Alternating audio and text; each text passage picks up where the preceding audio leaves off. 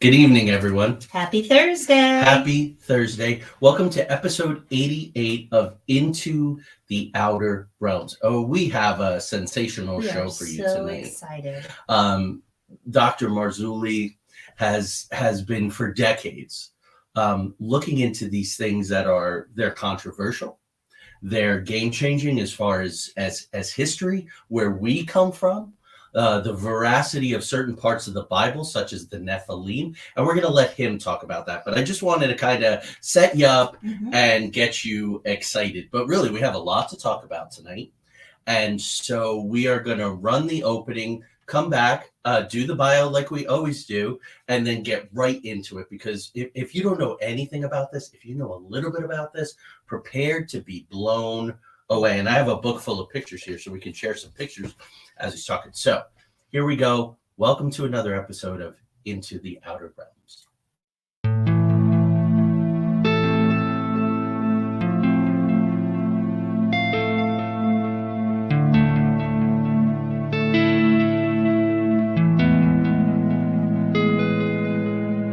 There exists a realm beyond our wildest dreams, a realm beyond reality that the gatekeepers and guardians have always told us consists of nothing but tricks of the eye, weather balloons, swamp gas, sand cranes, fairy tale myths of monsters, crackpot conspiracy theories, and desperate cries for attention. We know this realm exists, and it's just beyond the horizon, the preset path, the well-worn walkways where the cynics want us to stay.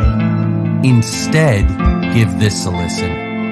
Put on your headphones, adjust your volume, close your eyes, and fasten your mental seatbelts, because the twilight-tinged turnoff from reality's alluring highway is looming just ahead. We're about to leave the plane of the easily explained, the couldn't possibly be's, and the no way I just saw what I saw's, for the spaces and places where everything is possible, and if you stay long enough, even probable. We're about to take a journey into the outer realms.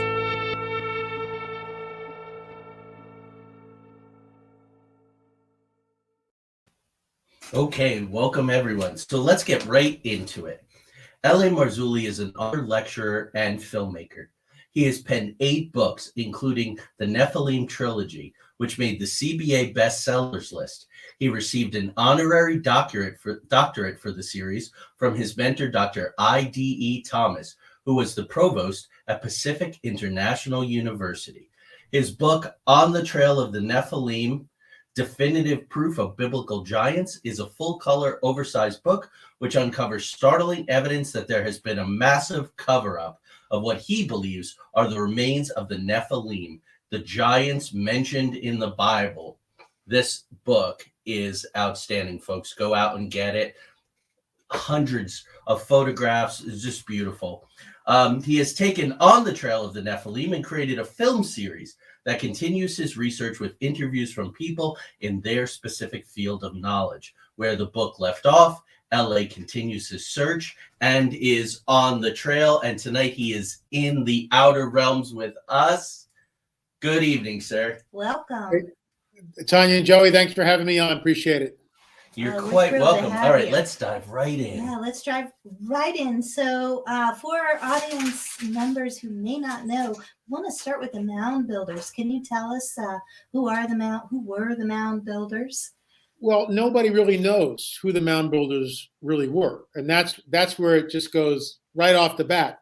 Archaeologists, modern day archaeologists, when they refer to them as the Hopewell, the Mississippi culture, the Mississippian culture, the Adena culture, the Woodland period. They make up names, and that's what they do, which is fine. I'm glad I'm not, tenured in some university someplace or in a museum, because I lose my job instantly for questioning the official narrative. The bottom line is this: when white settlers came into places like the Ohio area, where the Great Circle Mound is, or the Serpent Mound, the Octagon Mound, all these, and they said, well, who built these? And Native Americans went, we don't know. It was here when we got here. We saw these sites. It was here when we got here. They were abandoned. Now, having traveled the world, not all of the world, but certain parts of it, I hear the same story over and over and over again. Well, who built this? We don't know. It was here, but now it's gone. Another cogent example is Corral, Peru. Oldest city in the Americas, about 5,000 years old. I'm going to digress, rabbit trail here. We'll circle back up to the mounds. But 5,000-year-old city, pyramids, everything. The whole thing just pops up into existence off the desert floor, no pre-existing culture, no experimentation, and all the pyramids archaeologists have determined were built at the same time. So we're not going, well, what's a pyramid? I don't know, but I think it looks kind of like this. We're going to build one. Whoosh. And there's solar alignments. It's on an 18-and-a-half-year lunar cycle. The plaza is level. They know the equinoxes, the solstices, and the whole thing just goes away. It's just like, who built it? We don't know. They don't know. And we hear it over and over. I'll work my way up from Peru. So now we're at Teotihuacan in Mexico, largest pyramid in the Western Hemisphere. Okay? They don't know. They call them the Teotihuacanos. They don't know who built it. They have no idea. But they're going to tell you all about it, by gum, because they have to shoehorn their paradigm, which is a Darwinian paradigm for the most part. We just evolved over billions of years. There is no supernatural. There are no outer realms.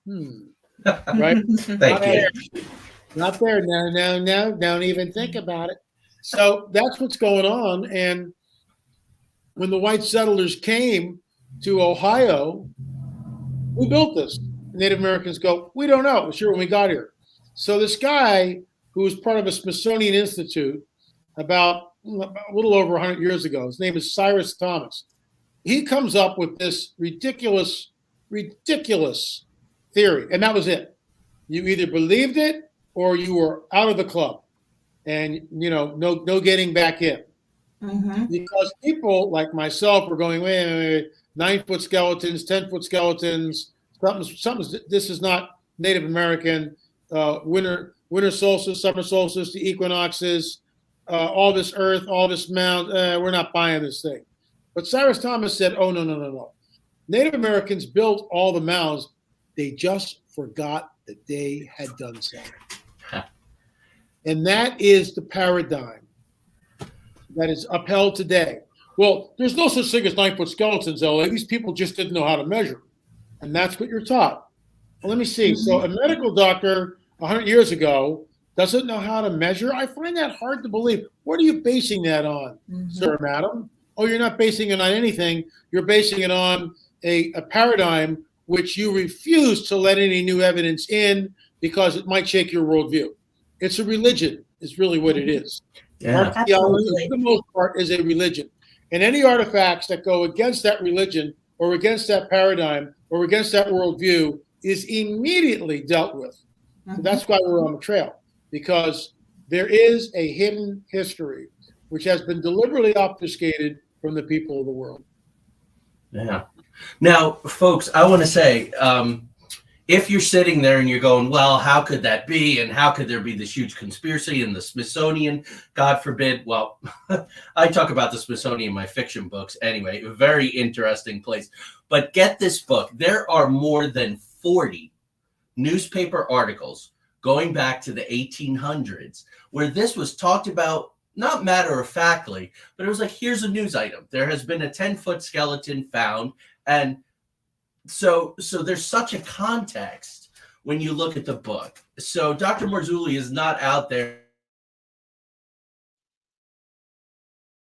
Ooh, you just froze. From, and that's what we're going to.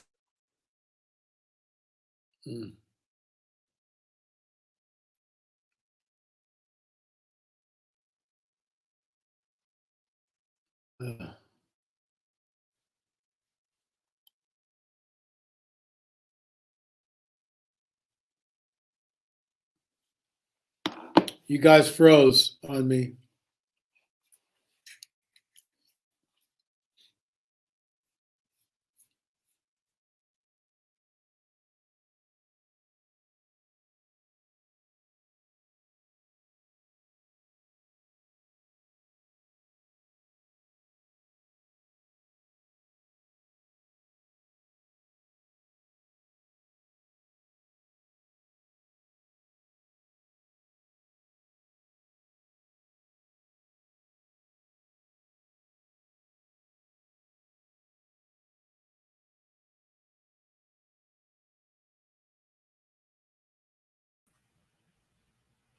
Hi, folks. I hope we're still. It's it.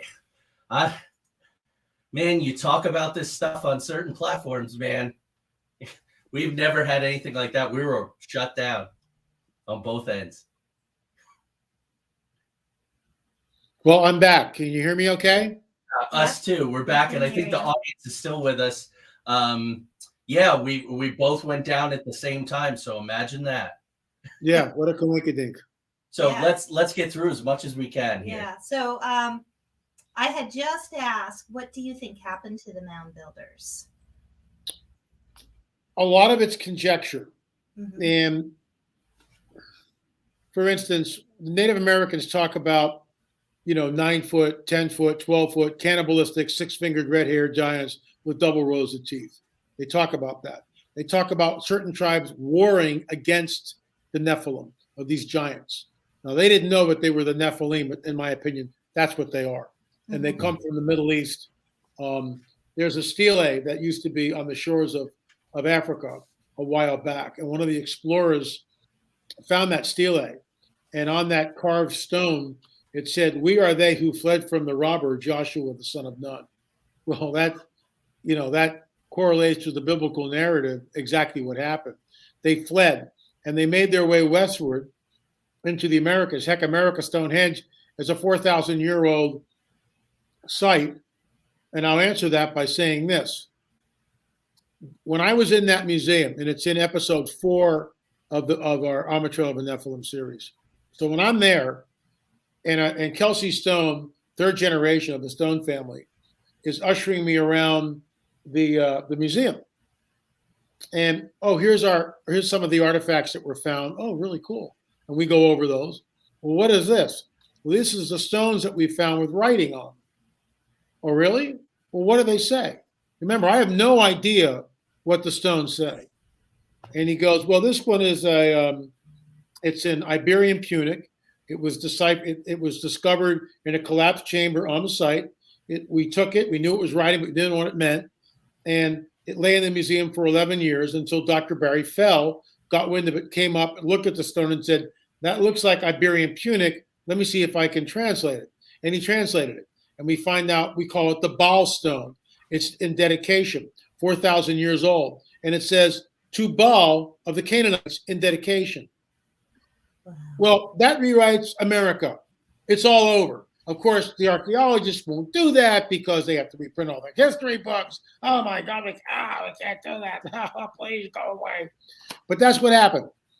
Baal is a Canaanite deity.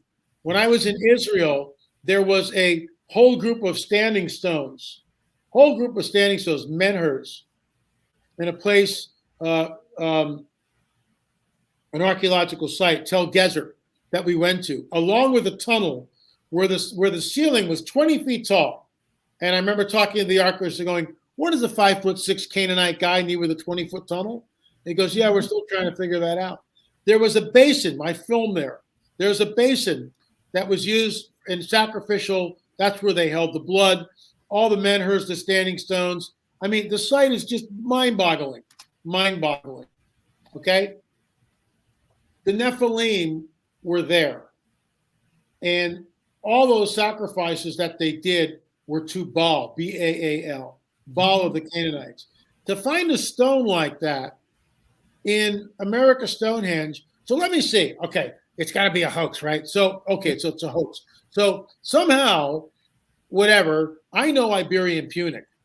Yeah. Doggone it, and I'm going to carve that dedication in the stone myself, and then I'll plant the stone and wait till somebody finds it. Okay. Then it sits in the museum for 11 years. I've got a good hoax going, right? Yeah. Please, give me a break. That's authentic as the day is long. Yeah, I was going to say, because you have that kind of time, too. Yeah, exactly right. So Tanya and I are living in Northeast Ohio, and we have been to the Serpent Mound. It was wonderful. You, as a psychic medium, you had some very clear experiences of the energies and all there.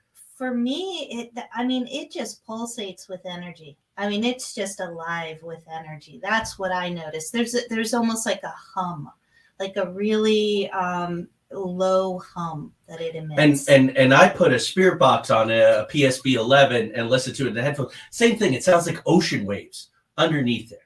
So of course there's a very specific narrative and all. So let's talk about first what's unique about it, and then we'll talk about the cover up. Well, first of all, the Serpent Mound is a highly charged area.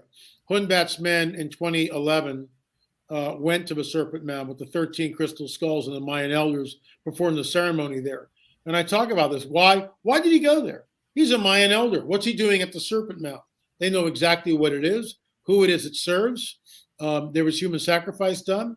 But the Serpent Mound is the largest serpent iconography on the planet. Now, there's another that might be a serpent near Gilgal Raphaim in Israel. That's to be determined. But right now, it's safe to say that it's the largest earthen serpent mound on the planet, okay? Without a doubt. And a new paradigm, I wrote an article actually a while back talking about a new paradigm with the serpent mound, that we see the serpent with its mouth open in the act of swallowing an egg, what appears to be an egg. So New Agers will say, no offense to New Agers, but New Agers will say, hey, the serpent denotes wisdom, and the serpent is birthing that egg, wisdom, to the planet. I have a totally different, look at that, completely different interpretation. And it hails from the biblical narrative, Genesis 3:15, which states that the serpent's seed, the offspring of a serpent, will be at enmity, at war with the offspring of the woman. The one that's coming from the woman, the offspring of the woman, will eventually crush the serpent's head. The serpent will bruise his heel. That sets up the rest of the biblical prophetic narrative that is found in Genesis, the first book of the Bible, Genesis 3:15. And when I say that, that's an address. Be like telling, hey, well, let's open Moby Dick, turn to chapter 4, go in about 5 pages. It's an address. That's all it is. Genesis 3:15. You can read it for yourself. It sets up the rest of the biblical prophetic narrative because that's prophecy. And that prophecy was fulfilled because someone did come and took away the serpent's kingdom. But that iconography that we see in Ohio is thousands of years old. It was not built by the Shawnee. And that serpent, mouth open, is in the act of trying to swallow the egg, in my opinion. And that is a completely different paradigm. No one has ever voiced that. And we got there because Gary Stearman at the Nephilim Mounds Conference talked about it's all about the seed. An amateur archaeologist by the name of Mark Kurtzman was in the audience. He had just been to the Serpent Mound. He came up to me and said, LA, look at this. And that was it. Mine was blown, and we connected the dots. I wrote the article on it. I really should publish it in academia, and I just meaning to do it. I've just been too busy and haven't done it. But it's a different paradigm concerning the Serpent Mound. The Shawnee Chief Wallace, in the film, we quote her saying specifically that the Shawnee did not build the Serpent Mound, and then she flips 5 years later. Oh, we built the Serpent Mound. Which is it, Chief? Which is it? Yeah. Why did you flip? Why did you flip? Right. Why did you say something here and then rework it over here? You can only see the serpent when you're high in the air. When you're on the ground, you have no idea what you're looking at, which is why the first time I was there, I just went, so what? That was basically, okay, so what? I don't get it. And I didn't get it till we flew the drone, and then it was like, oh my gosh, look at this. Who is the prince of the power of the air? The dragon. Why can you only see it from the air? Why is it based on an 18-and-a-half-year lunar cycle? Why are the solstices and the equinoxes? And here's the rub, and everybody just dismissed, most people just dismiss this. I challenge you to go out for the next 30 days and watch the rising and setting of the moon. Most people don't even do that. They don't even, there's the moon, what's for dinner tonight, right? And I get that. Most people don't stargaze. They look down. They don't look up. And that's okay. Watch the moon. One night it appears here in the sky, sets over here. Next night it appears here in the sky and sets over here. So you and I, the three of us, land on the planet a couple thousand years ago. We're looking at the moon, and Tanya goes, maybe we should try to track this thing. And Joey goes, by golly, by gum, let's do it. And I go out and get some stakes, and we put them in the ground, and we make little notches where we see the moon come up, and we make some notches and mistakes. But we've got some deer hide. So how are we going to transfer the data to the deer hide? And what does it mean? How do we do this? And we do it for about 20 days, and a rainstorm comes in, and we can't see the moon. Now we got to start all over again. The moon is on an 18-and-a-half-year cycle. 18-and-a-half-year cycle, which means in order to know it's an 18-and-a-half-year lunar cycle, you have to track it every single day, where it rises, where it sets, and crunch that data somehow. Mm-hmm. Are you trying to tell me that Native Americans spent 18-and-a-half years with sticks and deer hide figuring this thing out? You can't. You need trigonometry, geometry, advanced mathematics, the curvature of the earth, and you have to have a way of crunching the data. So after 18-and-a-half years, think about that, multiply 365 by 18-and-a-half, and that's what you get. Somehow you got to crunch all that data, and you go, by golly, Tanya and Joey, we're back at the beginning. And you go, wow, it's an 18-and-a-half-year lunar cycle. That's how absolutely phenomenal it is. And it's completely dismissed by archaeologists. Well, they did it, LA. That means that they could have done it.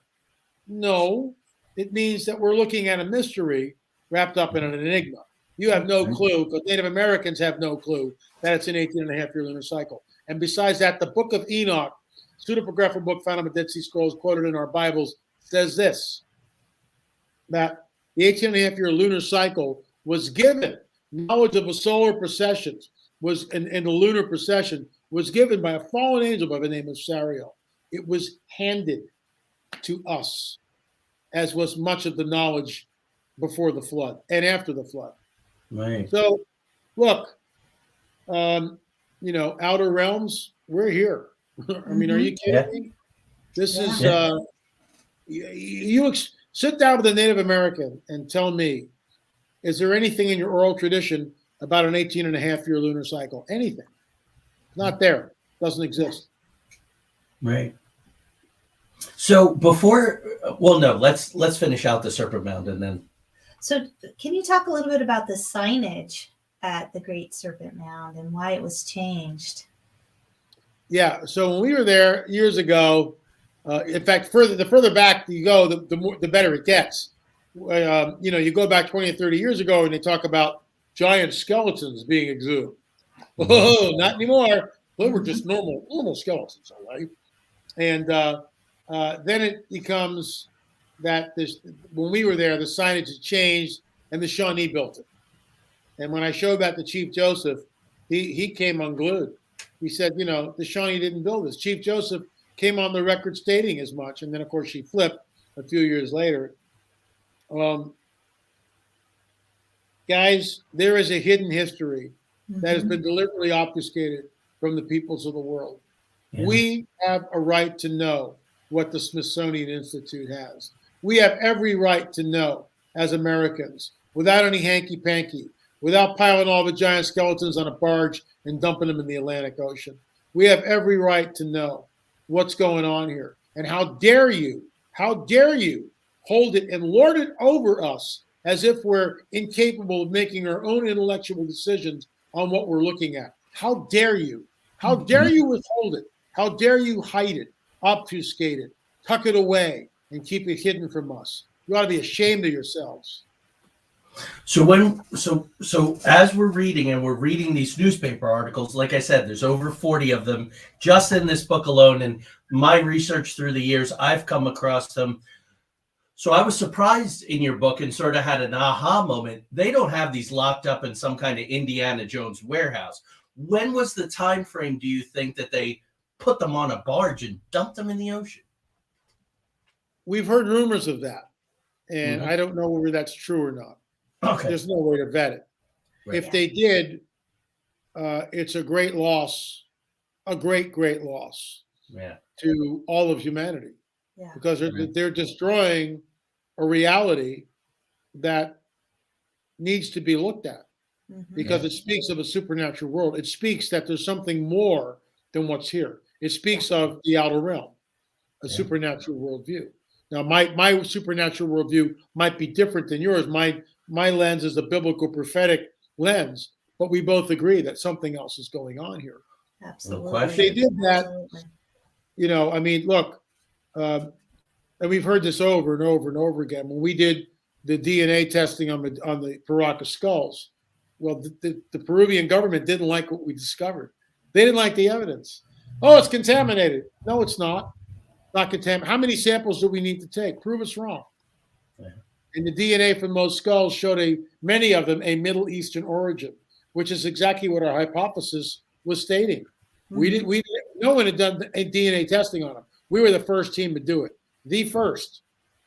There was a team at UCLA. Oh, we did that, LA. When we asked them specifically, what's your findings? They went dark. They went dark. This is what's at stake, folks. You don't understand. You don't understand that academia is terrified of this, terrified of it. The scientific community is terrified of it, because what it does is it shows the veracity of a supernatural worldview. Right. Yeah. And they can't handle that. They can't handle the truth. Gee, where's that from? Right. And we run, just for, for our audience who come from a broad spectrum of areas, this is all of a piece, folks. This is when the Air Force came out during the Clinton administration and said it was crash test dummies at Roswell, and people just got their years mixed up. Doesn't that sound very familiar to, they forgot that they built these things? Because we're going to talk about just what it takes to build these. You don't forget when you spend decades building something. The work that you and I do, ghost spirits, all of that different kind of stuff. Parapsychology labs, they're very solid research. People like Dean Radin getting shut down. Journals just redacting their articles after they get thousands of views, and some kind of smug from a editor-in-chief of some journal saying, well, just because you have the data doesn't mean it's believable or it should be out there. So, folks, I'm just putting this in a larger context. Let's go back to the mounds, though. Some of these mounds are very large, like Cahokia, which is over 500,000 tons of earth. And guys, watch the DVDs. Yeah, you really because you have to see like how many dump trucks this is. And LA puts it with his team in very graphic, very visual. But how do you think that was built? 500,000 tons of earth. Well, it's amazing. Again, modern day archaeologists insist that Native Americans carried, and you go to the museums and they make these like ridiculous displays showing a Native American with a birch bark basket taking about 40 tons of earth walking up the side of the mound. It's just like, if you believe it, believe what you want to believe. I'm not going to argue. Okay. Right. We are looking at the fingerprints of the supernatural. Yeah. There were other means at work here. If you take a few 12-footers, everything changes. Everything changes. So archaeologists will say, well, we found an entire basket full of dirt in one of the mounds. See, this is how they did it. Not so fast, citizen. Not so fast. You don't know where that basket of dirt was used in a secondary interment, which is what a lot of Native Americans did.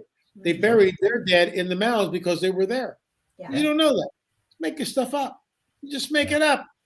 You just make it up. So if you were to deconstruct the mound, which is 3.5 miles of continuous mounds, first of all, 3.5 miles of continuous mounds, it's called Fort Ancient in Ohio, 66 gates. Once again, it's actually 67. No, it isn't. It's 66. When we were there on the spring equinox, my wife took her iPhone and held it like this. She's got like a whole solar thing, right? And there were two mounds at the gateway to the entrance to the site. Two mounds, one here, one here. And she held her phone up like this. This is the spring equinox. Guess what constellation came right dead center between those mounds? Draco. Wow. Yeah. It's Hydra. a pattern. It's a pattern. That's all we can do is get parallels, get patterns, and build it all. So that I think in the chat room there is a very provocative question. But let's close out Cahokia first. So can you talk a little bit about some of the unique features of Cahokia? Before I do that, let me circle back because I couldn't make the point. I got sidetracked myself with, Okay. it actually, and it wasn't Draco, it was Hydra. Hydra the serpent. Hydra. Same deal. Okay. Yeah. Okay. So if you were to deconstruct Fort Ancient and take all that dirt, 3.5 miles of continuous walls, all that dirt and load it into dump trucks, you would wind up and park those dump trucks end to end. It's 200 miles of dump trucks. 200 miles of dump trucks.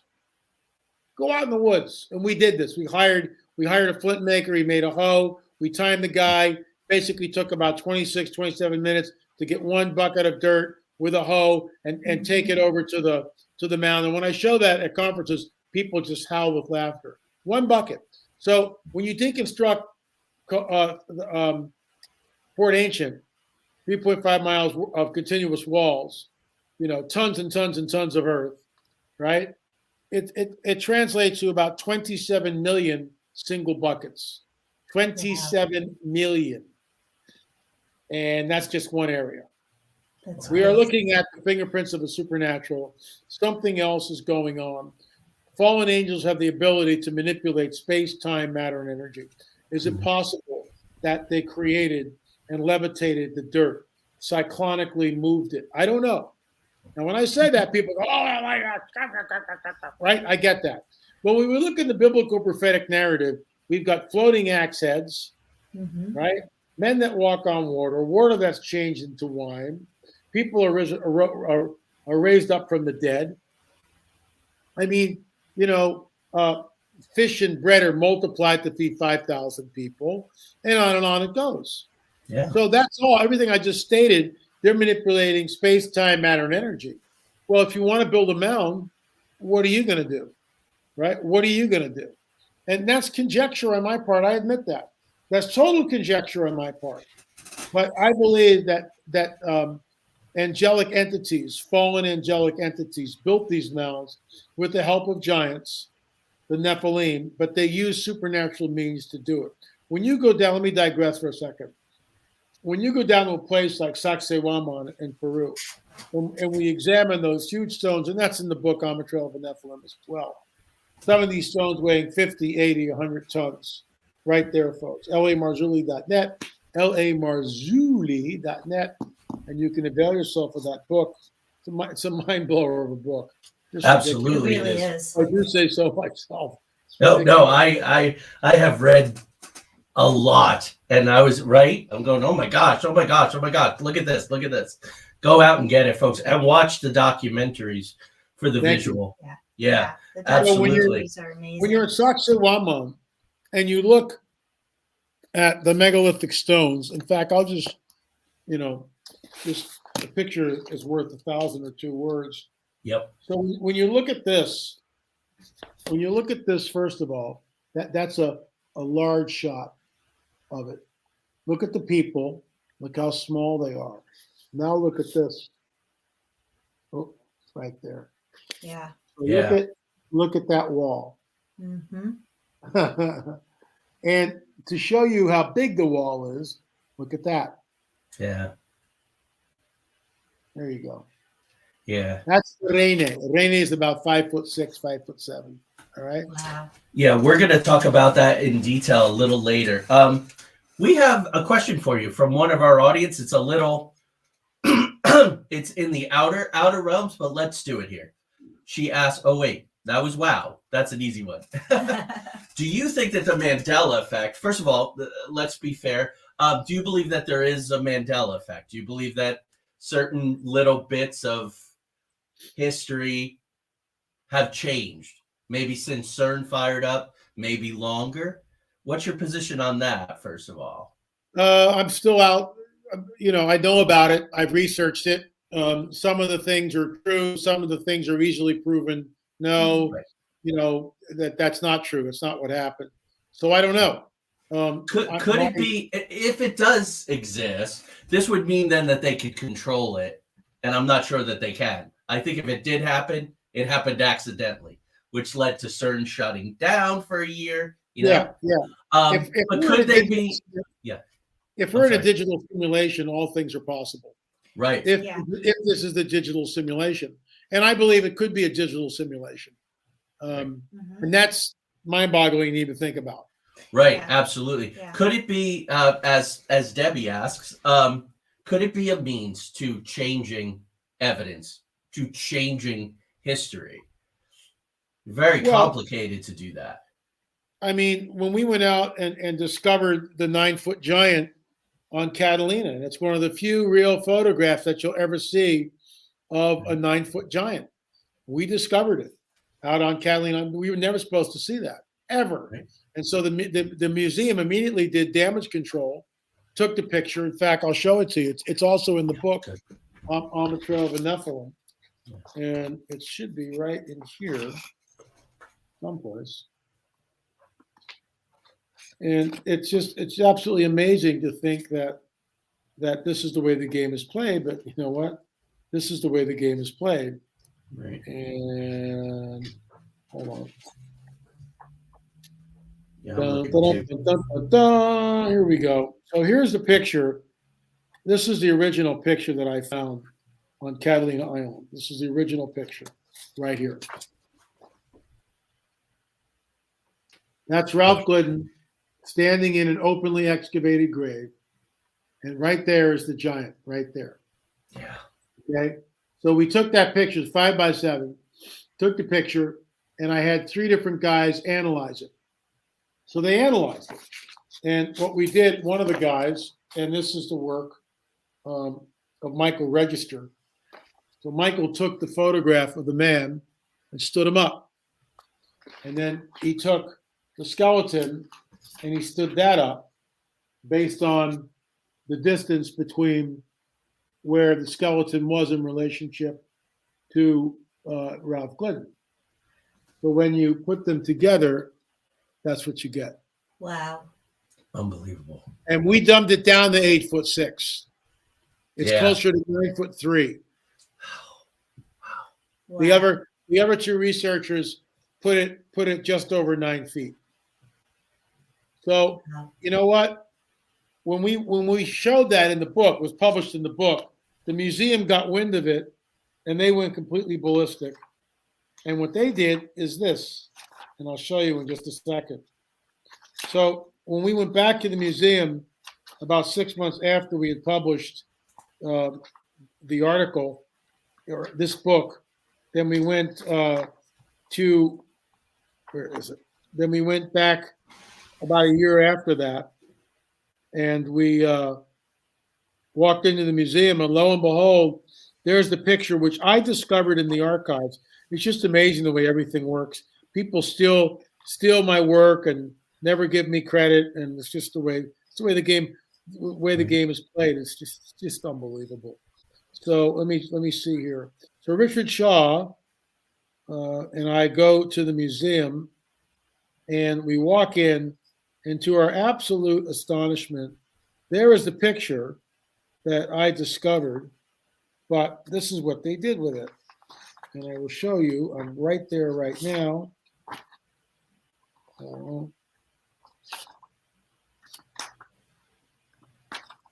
So this is the picture. We go back to the museum. That's the picture that they show. What's missing? The skeleton. The most important part. Goodbye. Oh, LA, they would never do a thing like that, would they? Oh, yes, they would. That's Richard Shaw holding it up, holding my book underneath the picture of Ralph Glidden, showing clearly that they cropped the picture. Let me get it centered. They cropped the picture. That's what it should look like right there. So then the inference is that you altered what you published in the book. Say that again, what? So their inference then is that you altered somehow digitally altered your photo, the original photo. Yeah. Yeah, that's the intellectual fascism, folks. It's unbelievable. I mean, can you imagine if the museum said, "We just discovered that there was a 9-foot giant. Come and see the photographs." Boom! Be line out the door. Out the door. You'd be standing room only. But no. To their credit, in the new museum, they took the photograph when they blew it up, probably 2.5 feet by 4 feet, and you can see the giant Ralph Good and the whole 9 yards. But there's not a mention in the verbiage that what you're looking at is a 9-foot skeleton. Certainly, and we had it analyzed. You see, this is what amazes me. It's like, I'm an independent guy. I'm not like a millionaire. I don't have, people donate and stuff, and a lot of it is our own money that we contribute. But we've had people, some wonderful donors over the years that have allowed us to really go out and stay on the trail. Well, why didn't they do this? Because they saw the picture. It was cataloged in their file that they cataloged it in. They knew exactly what it was, or did they? And so when I discovered that, and the 6 fingers and the elongated skulls, why didn't they do the research? Why didn't they have the photograph analyzed? I mean, it's sloppy scholarship. Mm-hmm. When I do it, it's like, oh, it's just conspiracy theory, all right? There's no such thing as giants, and you're just making all this up, by golly. No, I'm not. No, I'm not. And I take umbrage with that position. Prove me wrong. And it's like crickets, Do you know that there's most of the labs in the U.S., the DNA labs in the U.S. won't touch us? If you mention Peruvian mummies, L.A. Marzulli, see ya. That's discrimination. Yeah. Absolutely. They're discriminating against me because they don't like the results of what we do. Yeah. They don't like my position, my paradigm, my worldview. So they discriminate against it. So somehow that's okay. And I'm the conspiracy theorist. I'm the fascist. I don't think so. Right. And again, guys, let's open this up so it doesn't look like this is one person making one claim in one subgenre of our field here. Happens all the time with Bigfoot. So you write about in your book, and then I followed up online. There was a researcher who found some very compelling, a female, and I forget her name, found some very compelling research about Bigfoot and human and not human DNA. Can you talk about that a little? You talked about it in your book. They completely buried her research. I think it's towards the end. Yes. They viscerally just excoriated her. I mean, they just publicly did it. Made her look like an absolute fool. No, the evidence is there. She did the DNA, and her research, in my opinion, was impeccable. But they just lambasted her. It's just like the same thing with the whole UFO phenomenon.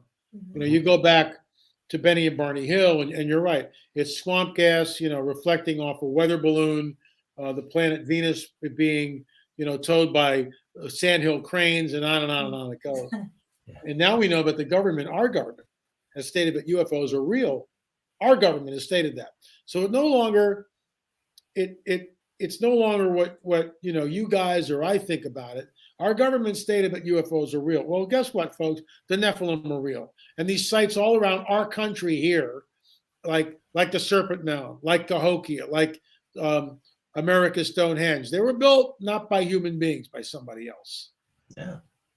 Yeah, and of course, you've guessed it on Ancient Aliens. It's been on forever. You could name dozens of sites around the world where classic archaeology, classic architecture. I mean, there are guys who build skyscrapers and bridges and crazy stuff, and they go, "I couldn't build this thing. You give me an unlimited budget and all the equipment. I couldn't build this thing. I couldn't." So I'm excited to let's get one more thing to talk about with the mounds, and then let's go to Peru. Yeah. Good? Yeah. So, what? I already asked him that. No, this here. What? Chief Joseph Riverwind. Sorry. Oh. We don't want to ask you questions of things you've already covered. So. I'm like, wait a minute, I gotta ask him that again. Right here, Bubs. So Chief Joseph Riverwind is featured in the film. What does he think? Oh, Chief Joseph believes, as I do, that the giants built all these. That's why he's there. Chief Joseph and I has had some very interesting adventures together. He's part of our team. If we do find a mound, and we're still, if you're out there in Ohio and you've got a mound on your property that hasn't been dug into, la@lamarzulli.net, because we have a team of archaeologists, anthropologists, Chief Joseph Riverwind, and other people who can come in, and all we want to do is open it up and photograph everything and then rebury it. That's all we want to do. Nice. Not touch anything. Maybe take a very small sample for DNA, very small, but that's it. We're not going to raid the grave, take the artifacts, not doing that. But we go in and we look at the burial chamber to show that, is there a 10-footer in here, a 9-footer in here? What are we looking at? They didn't get all of them. No, they couldn't possibly. No, we had a guy on our show, Richard, and very interesting interview with him this week. I did it over the weekend and I aired it on Monday or Tuesday. And he was part of a drilling crew, oil drilling crew, and he's in a holler in West Virginia, right over the border from Ohio. Okay. Mm-hmm. And he's there and they can't park the cars, the trucks. There's not enough room in this holler between the two hills. Not enough room. So the guy in the dozer goes, well, there's a mound over there, a berm. Looks like a mound. I'm not sure where it is, but I'll go in and I'll flatten it out and make more room. Okay, great. So he's in there with the dozer, and his blade opens up a burial, and the skull tumbles out, 31 inches in diameter. Holy mackerel. 31 inches. That's twice the size of mine. Yeah. And they went down, everybody went down and looked at the stop instantly and photographed it and reported it. They all went home because, they opened up a grave. Next day they get there. There's armed guards. I'm not making this up. Armed guards, black SUVs all over the place. There's now a canopy over the grave site. Their cell phones are confiscated, and they're made to sign an affidavit that they didn't transfer any of the pictures. They have to delete the pictures on their cell phones. Wow. But there's no cover up. There's nothing to see here, is there? Yeah, nothing to see here, folks. Just no, and that's really that's our job. Yeah, that's our stopping grounds. Ohio, West Virginia, home of the Mothman. That whole, but Flatwoods and so much is buried there, literally and figuratively. Literally and figuratively, let's just say. So, okay, so let's go. I'm excited to talk about this. Elongated skulls. There are cultures where they wrap skulls of children. They cradle board them. This is not what you're talking about. Tell us about an anomalous elongated skull. Some of the features that you go, this isn't human. This isn't cradle boarding. Our episode 6 of On the Trail of the Nephilim, DNA, the final results. It was a really very intense film to do because we had all this footage. How do you make something that works? And I think I did a decent job with it. I mean, on the budgets that we have to work with, it's a joke. But there are surgeons, medical doctors, chiropractors, optometrists, archaeologists, anthropologists who come on the record in this film. And the opening thing is, we're looking at something genetic. This has to be genetic. This is genetic. This is not the result of cranial deformation, cranial headboarding. It is genetic. Let me show you something. Show and tell. This is one of the Barakah skulls. Oh, wow. Wow. It's not it's a 1-to-1 cast. It's made by Joe Taylor. 1-to-1 cast. Let's walk through it. Yeah. So first of all, and I'll use this as a pointer. First of all, let's look at the orbits, the eyes right here. The orbits are 25 to 30% larger than a human being. So you can cranial depth, you can wrap my head up as much as you want, and you can't make that. You can't make the orbits 25 to 30% bigger. The pupillary distance, the distance between the pupils, is not what a human being's is. Mine right here, okay, is about 65 millimeters. These are about 45 millimeters, which means, because of that this guy probably had night vision capabilities. He was able to see in the dark. And we discovered last time I was in Peru that these guys lived underground. They tunneled deep into the ground. And I talked to the archaeologist who was our guide, and I said, well, how did they see? And he goes, we don't know. I said, well, is there any evidence of torchlight? No. They could see in the dark. There's a tribe of Nephilim called the Horites. Horites means cave dwellers. Is this a Horite? I don't know. Is it an Anakim, which means long neck? Look at the forehead here, from here to here. Look at the forehead, how unbelievably pronounced it is. Look at it next to mine. Give me a break, right? Notice here that there's no sagittal suture. There should be. These are all sutures in the back here, right here. That's a sagittal suture that you see. Well, there's no sagittal suture, none, right there, absolutely none. Unbelievable. Absence of a sagittal suture. Look at how robust the zygomatic arch is, which has been taped over here. To give you an idea, right there, how robust it is. Look at the massive lower jaw. The giveaway, and this is the work of our anthropologist, Rick Woodward, it was his discovery, nobody else. Think about this. All these archaeologists, all these anthropologists, who weigh in, it's cranial deformation, cradle bore. No one ever looks at the underside of the skull. Rick Woodward, our anthropologist, discovered this, and it's his discovery. There's the foramen magnum. That's the hole. Now, this hole was molded by Joe Taylor to hold the dowel, okay? So normally, the white that you see would not be there. Mm-hmm. But this foramen magnum should be down here. Should be in the center of the skull. So the skull would be balanced like a human skull. But it's not. It's all the way to the rear, all the way to the occipital plate. That's the occipital plate. And get this, if it's any further out, it's outside the skull. Yeah. Here's what it looks like. And we think in order to compensate for this, they had long necks. Okay. They had longer necks. The Anakim, one of the Nephilim tribes, Anakim means long necks. I'm not making this stuff up, guys. Nope. Can I prove that? I'm not saying this is a Nephilim skull or it's an Anakim or a Horite. What I am saying is it ain't human. And it very well possibly could be a Horite or an Anakim. We don't know. And, going down to Peru, it's almost impossible. These guys, they're not interested. And they're not. They shuffle paper around with all due respect. It took us 3 years of work to get the permits. And then they just write me a letter. Oh, you have 1 month to come down and take the samples. I have a life.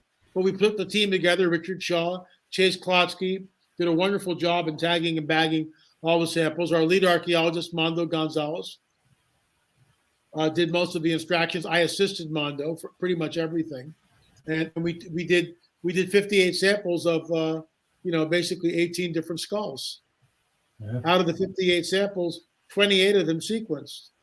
And many of them showed a Middle Eastern haplogroup. It rewrites history, but they're not interested in the truth. They're interested only in maintaining the status quo, that these are ancient Peruvian people. Ta-da! Not so fast, citizen. No, they're not. With all due respect to the Peruvian people whom I love, this is not a Peruvian guy. They came over from the Middle East, and our DNA proved it, for crying out loud. What do you guys want from us? I mean, how many DNA samples do? And that's why the film is there. Res ipsa loquitur. The thing speaks for itself. You can watch it. You can stream it. Go to streaming.lamarzulli.net. Streaming.lamarzulli.net, and you can avail yourself of this. What I believe is the truth. It's an alternative history to the nonsense we've been taught in school. Right. So it gets better. Again, we're all about context, parallels, patterns to help you build your case for our audience. And so the ancient structures you studied, and you showed us a picture of them. It's amazing. They are 3 levels. They are pre-Inca, which could be Nephilim. they are Incan, and they're Spanish. And as they go up, you would expect them to get more sophisticated, except the Spanish were there. They were conquerors. They were sloppy. Okay. But the pre-Incan is way more impressive than the Incan. To me, they almost look like they were heated or altered, made softer, and then allowed to harden together. Yeah, let's find that picture again, because it's, I mean, Here we go. yeah. So this is a picture of the Silicone Towers, and look at this. This is all from the On the Trail book. Shameless plug. Go to lamarzulli.net. What are you waiting for? There's the Silicone Tower right there. And you will notice that it's conical in shape. It's circular. And when you go to the rear of that tower, this is what you see. Something cataclysmic happened and blew the back out of it. Let me see if I can. There you go. Yeah. Yeah. Wow. Wow. So first of all, what we're looking at here. Oh, and this is the Inca slop that they try to tell us. This is the Inca version of it. I love the Inca. Okay, they're great people. Right. Yeah. But they didn't build Silicone. Yeah. So once again, like in Ohio, like in all the mound builders, you're looking at advanced geometry, advanced mathematics, advanced building techniques. So in order to build something like this, a Silicone Tower, which is exactly what this is, narrower at the bottom, wider at the top. It's one thing to make a cup. It's another thing to create a 30-foot tower. Yeah. Where the radius is changing every inch that you go up. The radius is changing. The stones are cut perfectly. How was it done? Right. And they don't have a flipping clue. No. And then, yeah, there you go. Yeah, I mean, guys, look at this. Come on. That sucks. This is pre-Incan. Look at, I mean, you just, and that's go out and get this stuff, study it, contribute to the conversation. The more of us that are talking about it, that's why this show exists. Yeah. The more of us that are talking about this, the harder it's going to be to ignore, especially when you're talking about it with scholarship, experts, your own money, your own time. Dr. Marzulli's gone all around the world. This isn't casual. Oh, I read some books and I'm going to write my own book with some theories. So we're getting towards the end here, but let's expand it out now a little to Dr. Marzulli's other work to turn people on to in the last little bit here. Sure. So, we thoroughly enjoyed all 12 documentaries. The Watcher series. The Watcher series. Thank you. We were really fascinated by the work that you were doing with Dr. Roger Leir. And could you tell, for those who don't know, who was Roger Leir? What was the work that he was doing? And then talk a little bit about the Torah codes. Yeah, so Dr. Leir first, and then we'll close with the Torah codes. Dr. Leir was in all of our Watchers, all of them. And, he died a few years ago, and I miss him. I miss Richard. Richard passed away 2 years ago. Oh. But Richard and I created 10 films in the Watchers series. Rick taught me everything I know about filmmaking, absolutely everything. And I'd like to think that I'm carrying things on. I've got better as an editor, as a filmmaker, as a director. I've done 9 films. I'm working on number 10 eventually, once I get the house done. But it's a lot of work making a film. Yeah. And every film I do, I get better and I learn. And I hope that's evident when you watch Lost Civilizations, which is number 7 in the On the Trail of the series, On the Trail of the Nephilim series. It's a lot better than the first one. And I hope to, now that I got more budget and I can hire real camera guys instead of my wife and I going. She goes, "What button is it again?" "It's the red one, honey. Press the red one." Okay, right. And she does a great job, and we've been all over the world filming like that. But I'd like to up the ante and get some real pros, to help out. I write all the music for the films. Yeah. Yeah. So, it's a lot of work. So Dr. Leir was in all of the Watchers. And he had a website still up, Alien and the Scalpel. Alien and the Scalpel. Because Dr. Roger Leir was the first person ever to take out an implant that was not from this earth. And I remember when I met him in 1999, and I was at a conference, and this guy, Barry Chamish, was talking about UFOs, the giants in Israel. So I went down with my book, published in 1999, Nephilim, and we instantly hit it off, right? Because that was the title of his book. And they introduced me to Roger, and I knew about him. I said, because I said, Raj, I heard that you just extracted your first implant. And he goes, yeah, would you like to see it? I go, sure. He reaches into his coat pocket and holds a little vial, plastic vial, and jiggles it like this in front of my face. Classic Roger Leir. Classic Roger Leir. He goes, hold out your hand. So I hold out my hand, and next thing I know, I'm looking at a metallic implant, not of this world, in my hand. I'll never forget it. And that started our friendship. And Roger appeared in all 10 of the films. I miss him. I miss Richard. We had some wonderful times together. But we took out an implant from patient 17. And again, that footage was usurped by a guy who had permission from Roger to be there. But in his film, you hear me talking in the film, but we're never given any credit. Well, we paid for the operation. We paid for the doctors. It was our work that tracked this guy from the beginning to the very end. In fact, Richard gave this particular filmmaker some of our footage. We never got any credit at all. That's how the game is played. Mm-hmm. Steal your stuff and then act like, oh, nothing's wrong, right? Well, you know what? The Lord rendered that man according to his own works.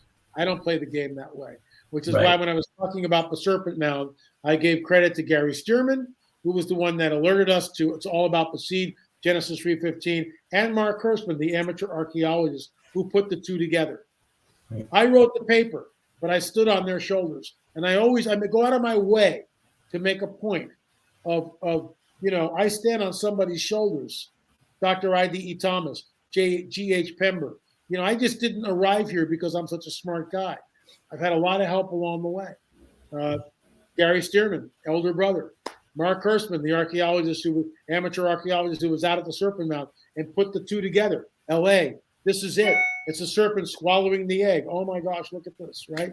So we extracted the implant, and we were in there was a protocol that Roger put in place. So, the first thing you'd fill out a questionnaire to make sure that you weren't some publicity guy looking for a payout or, my name in lights or whatever. This is the big time. And he weed out the people that were looking for that and the people who had been taken. This guy was taken when he was 5 years old. He had been implanted. He was now 45, and the implant was exploding in his leg, excruciating pain. And so he took an x-ray, and sure enough, there it was. So he came to Richard and said he was actually changing Richard's smoke alarms because he was an ex-basketball player. He was 7 feet tall. And Richard, he goes, what are you working on? And Richard, I'm working on a film on UFOs. He said, well, I've been taken by them and implanted. And Rick goes, what? Next thing you know, we've got an x-ray. We're in Dr. Roger Leir's office doing another x-ray, a CAT scan, ultrasound, all this stuff. The implant was there. We knew it. The day of the operation to take the implant out, couldn't find it. Right. Couldn't find the implant. An hour goes by, hour and 20 minutes goes by. Dr. Matriciana goes to Dr. Roger Leir. Maybe we should get another x-ray. Roger goes, no, we know it's there. Keep looking. And so Matriciana goes over it. Well, I got a tap on my shoulder from my spirit guide. But my spirit guide is not the spirit guide that you might think he is, okay? This is the spirit of a living God, the Holy Spirit, because I'm a born-again believer, and I'm indwelled by the spirit of a living God. And I get a little tap on my shoulder, and my spirit guide goes, you need to take authority over this, and you need to do it now. Wow. So I'm in a room full of unbelievers except for Rick. And I don't ask for permission. I just go, hey, guys, it's going to sound really strange, but I'm going to pray, and I'm going to do it now. everybody kind of goes, oh, Marzulli's flipping out. And it was a real simple prayer. It was just, Father, if there are forces which are cloaking this device, I pray that you would break their power and do it soon. Tanya and Joey, less than 2 minutes later, the implant came up like this, way back here, just like that. Wow. Wow.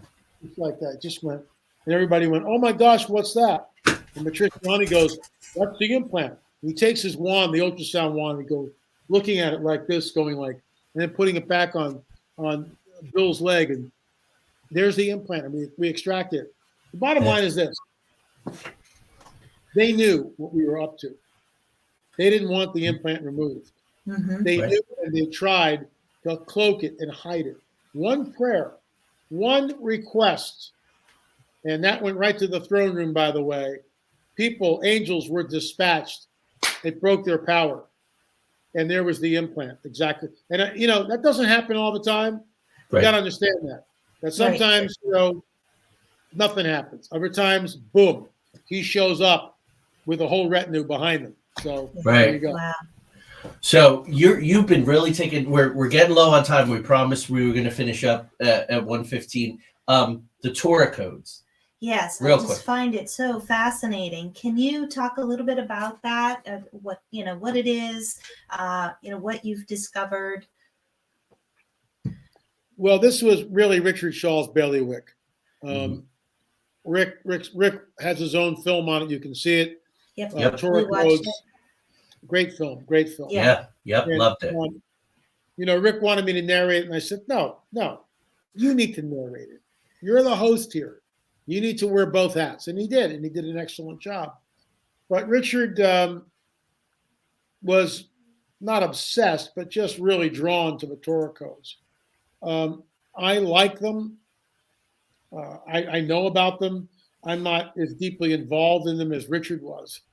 But there is a code, specifically in the first 5 books of the Bible, where and that's why they call it Torah codes, because it really, according to the rabbis who discovered it, it's really only in the first 5 books of Moses, Torah. Right. And by the use of computers, originally they did it with little index cards. Yeah. Mm-hmm. It's fascinating. Now with the computers, there's programs and you can do it. And there are messages in the Torah that shouldn't be there, but are there, that were hidden for thousands of years until modernity, when several of the rabbis, Dr. Eliyahu Rips for one, Dr. Glazerson, Rabbi Glazerson rather, and others who participated in this. It's astounding. It is. And it shows that because of this, something is outside space and time. Mm-hmm. You want to talk about the Mandela effect? The real Mandela effect, in my opinion, is the Torah codes. Mind-boggling. Absolute mind-boggling. Surely there was a supernatural worldview. Otherwise, that wouldn't be working that way. Right. And guys, I watched all the stuff decades ago about Bible codes, and I was like, there's different versions of the Bible. It's different languages. It's been translated. This is the Hebrew. These are rabbis. These are scholars. This is the real organic deal. So just to close up in a couple of minutes, you've been doing all this stuff for a very long time. Are you working on our dear friend Rosemary Ellen Guiley, who passed a couple years ago, sort of had a meta theory of things that she thought was maybe the jinn, right, from the Quran or all. Do you are you working on a meta theory? Like, do all of the roads of these different phenomena lead to one origin point for you? Oh, absolutely. What we're looking at is a rebellion of the fallen cherub, i.e. the dragon, which is why the serpent iconography is used globally, everywhere. So the dragon usurped the titleship to planet Earth millennia ago, many millennia ago. We don't know when. And human beings took on his code, his genetic code, because we sided with him. So we took on the genetic code of the dragon, which is why we have all this nonsense going on the planet, wars and rumors of wars and everything else that human condition is. Well, the Messiah came 2,000 years ago, which was prophesied, and he changed that. He he crushed the head of a serpent, Genesis 3:15. The one coming from the seed of the woman will crush the dragon's head. That happened on Calvary. He crushed the dragon's head. The dragon bruised his heel, but he crushed the dragon's head. The dragon didn't know that. So everything's turning now. The whole paradigm is shifting. And we're nearing the end game. Certainly with what we see happening globally, this is it. There's an ancient prophetic text which talks about, seal up the book, Daniel. It's a book in the Bible, the book of Daniel. Seal up the book, Daniel. Men will run to and fro over the face of the earth, and knowledge will increase. That's written 3,500 years ago. How did he know that? Men will run to and fro over the face of the earth. Well, when you look at air travel, what is that? Men running to and fro over the face of the earth. Hello. Knowledge increases now exponentially. We are in the window of time, in my opinion, that the Bible spoke about thousands of years ago.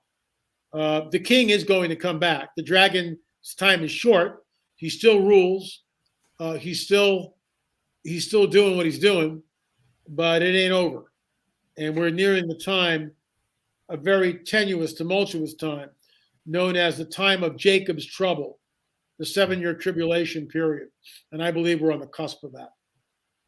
There you go, guys. With those very somber words, we want to thank you, sir. We're going to continue to follow your work. I think based on the comments in the chat room tonight, you have new followers, new fans, and they're going to deep dive into your work. Guys, do that, because the deeper you go, the more concrete it all becomes. So do the work. Sir, thank you. Good luck with finishing your house. Yes. Thank you, Tanya. Thank you, Joey. And all the best to you. Take care. Take care. All right, you guys. We promised you an awesome episode, and we totally delivered. Next week, we have some cool stuff coming up. A.P. Sylvia wrote a wonderful book. He went to Ripley's Believe It or Not in New York, and there was a vampire hunting kit. And he said, isn't this interesting? A vampire hunting kit. And he began to research it, and it threw up so many questions about the veracity of it, and did these things exist, and was it a publicity stunt? So he took his background as a folklorist and started to look at vampires. It's going to be a fascinating discussion next week, just outside of Halloween. Then right before Halloween, you and I are doing our top 10 favorite ghost film, books, TV series. So we're going to be working on that and see where it takes us. And then for my birthday, November 4th, you're going to do live readings. So we can we don't have a guest, and we can just chat with all of you. We can enjoy my 53rd birthday. I think that's going to be awesome. I'm going to love it. November 11th, Dr. Marzulli was talking about the moon, and we have the Red Thread Collective coming back. Devin, Emily, Craig, and Lori. And I think we're going to be hitting you with some fascinating, provocative stuff about the moon. So I think tonight was just a warm up to. So thank you, Michael. Thank you, Debbie, Ronald. Guys, we were listening so intently. We didn't get to converse with all of you who have tuned in tonight. We appreciate it. Share this if you'd like. Ronald says 53. Yes, sir. 53. I was asked to do a table read for a film the other day, and they said, well, I know you're not 50, but the character's 50, so just fake it. And I said, no, actually, I'm going to be 53. So that feels pretty good. Ron is probably thinking, what, 63? You're fibbing. What, do you think I'm older than that, Ron? Comment off air. But anyway, thank you, Michael. Thank you, everyone. Thank you, Last everyone. words? Have a great week. And we'll see you next week, right? Next week. On Into the Outer Realms, where the paranormal and the supernatural are just the normal and the natural. Tanya's hitting the road tomorrow. Let's all give her a collective safe travels. Thank you. She's going to do something very cool. Yes. So good night, everybody. Good night. Thanks Take for sticking care. with us when they tried to shut us down.